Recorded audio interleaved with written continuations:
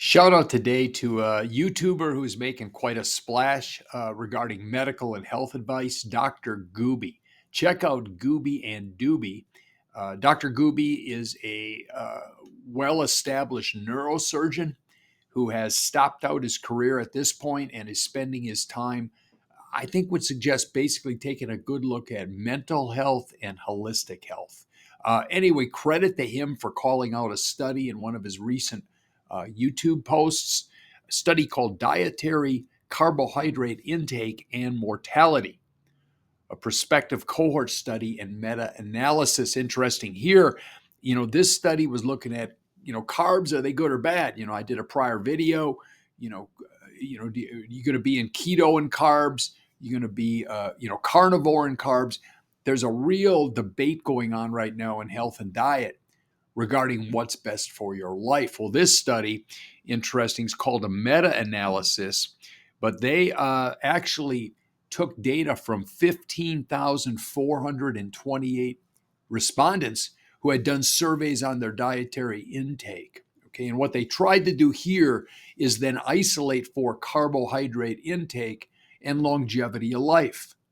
Okay, now they do state in here they tried to do the proper statistical filters to eliminate all what they, I believe, called nonlinear relationships. And again, in an academic sense, that would be more related to, we learned it in social sciences when I was getting my PhD at University of Florida, would be more called like possible spurious relationships, things that look like they're working together, maybe moving up and down together in the data, but aren't really related.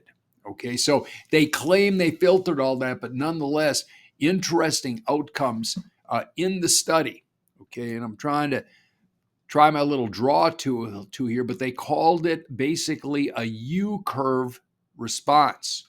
Okay, and over here, this is what they called. You can see my handwriting is wonderful with a mouse, right? This was low carb, right? People with low carb, not the great longevity. Okay, and over here, people with high carb, they also had not great longevity. So what they learned in this, it's interesting here because we can argue, low carb would be what we would talk carnivore diet, right? So popular nowadays, even keto diet, it's low carb. That seems to be what drives it. Some no carb, very little carbs in it. They're suggesting out of all these respondents studied, low carb is not good for lifespan. Okay. And then as we get up into here, and by the way, over here, high carb on the other end, that wasn't good either. As a 25-year vegetarian, I'm thinking, well, what about me? A lot of fruit, vegetables and fruit, not a lot of proteins at times, and surely not a lot of fats if I'm doing it right. So low carb, high carb, either one of these is actually at the low end of longevity in life. Okay. And then what they see up here is, of course, you would expect in moderation in the middle. These individuals, they're saying up here, best longevity of life, 50 to 55% of your daily dietary intake would be on carbohydrate. And in that, of course, you've heard these diets before, possibly closest to what might be the Mediterranean diet. Mostly sources from vegetables, nuts, peanut butter, and whole grain breads. Lower mortality, better high lifestyle range. Okay. So across a meta-analysis of all these individuals, we still come back. And again, this is research, and there's always going to be, there's many social media folks out there that argue against these type of studies.